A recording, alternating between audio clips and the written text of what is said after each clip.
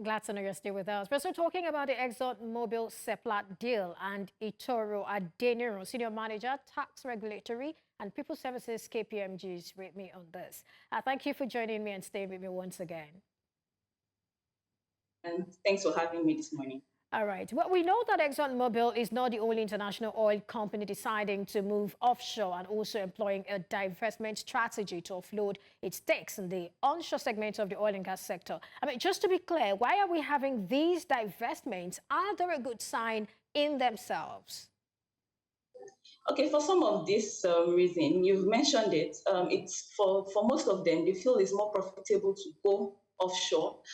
So they are focusing their assets offshore. And then another reason is security. It's easier to attack the shallow and on-water assets than to attack the ones deep offshore. And so most of that is the reason why they are moving towards offshore alone. They're also trying to reduce their carbon footprint as well. So there are a couple of reasons why some of these companies are divesting their onshore and shallow water assets, right? But what that does for some players in Nigeria is that it gives them an opportunity to position themselves strategically to be able to own these assets and also boost capacity locally. So there are good sides to it because if Seplat, for instance, now buying off Mobil, there are also other ones.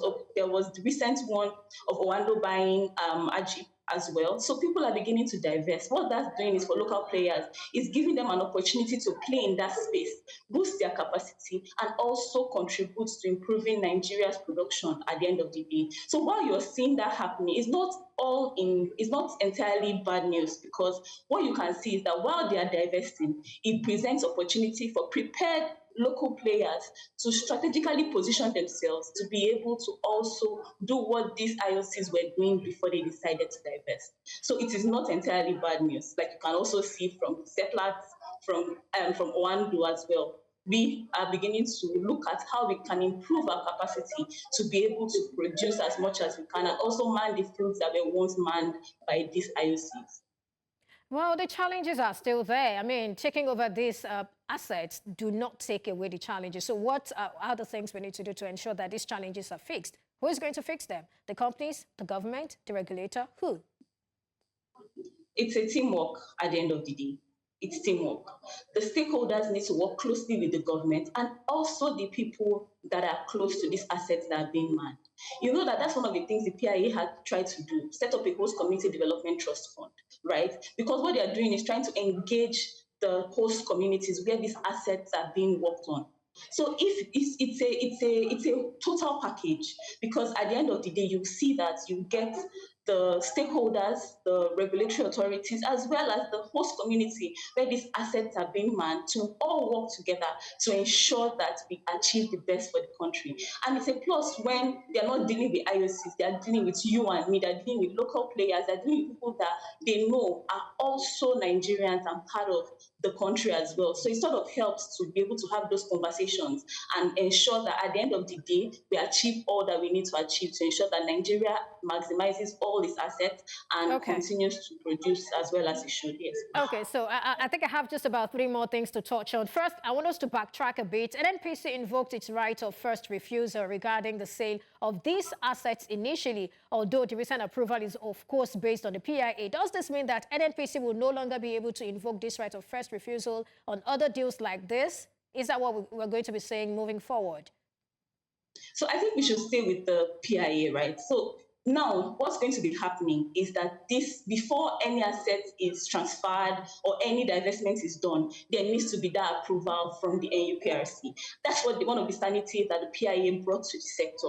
Basically, there needs to be a due process. In fact, Section 91 of the PIA kind of even mentions some of the things that needs to happen before you can do that transfer. That's the standard. That's the way it's supposed to go. So before you can divest, you need approval from the minister. Before the minister can give that consent, the commission, which is the NUPRC, must have also consented to that transaction. And before they even do that, whoever the asset is being transferred to, there are a couple of things. They need to be sure that the Nigerian company is in good standing, and a couple of other things. That is where it's supposed to be, and that's the focus right now, to ensure that before any of these divestments happens, it goes through the provisions of the PIA to ensure that it's in line with the best standards which have been enshrined in the PIA. All right, Itoro, sadly, Nigeria has not met its OPEC quota so far this year. I mean, let alone its production target for the 2024 budget. And also, we're beginning to see a decline in crude oil prices, $74. Meanwhile, what we talked about or what we projected was $77. Should we be worried? Very quickly. Well, that's a tricky one though, because you know that Nigeria needs to end forex, and then we see the decline. It's even worse for us where we see that we are not meeting the production. So when we are not meeting the production, it's very clear to us already that we are already behind our projections and our forecast.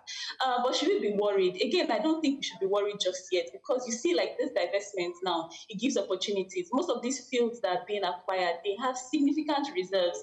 So with the reserves and adequate investment in those fields, we should begin to see an uptick in our production, and that should help us maximize the revenue that we're earning from the FX. So again, it's a more work needs to be done situation. Okay, so to more close, work needs to be done situation here, essentially. All right, so that we can maximize that benefits from any product for it. Thank you, Itoro. In closing, now to hedge against the fluctuation and volatility around crude oil prices, what do you think Nigeria should do? And what role do you think the Naira for crude deal would play in this? The Naira for what? I didn't get Naira that for part. crude deal. Naira for crude deal. What role do you think it will play in hedging against volatility and all of that in oil prices? So first things first, you know that the FX availability is a key issue. So where I can sort out my obligations in Naira, I've sort of removed myself from that conversation, which is why for local refineries, it's important that we sort of agree how much we can get it in Naira, so that the pressure on the FX will reduce. And again, once I can do that internally, I sort of reduce that pressure. I'm hedging against external risk.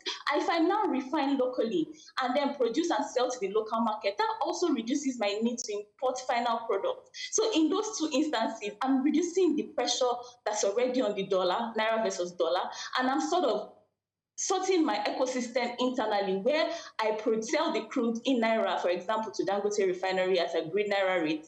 It reduces that pressure. Dangote refines and sells in. There's no FX situation in that instance. What that does for us, it eases the pressure. So it's very important for these mechanisms to be in place, the Naira for crude, and also the entire sale, the entire ecosystem, everything that requires that I need to be able to buy crude, refine and sell to the local market is hedged in our Naira. If I do that, I will be able to take off the FX elements and sort of reduce my risk as much as possible.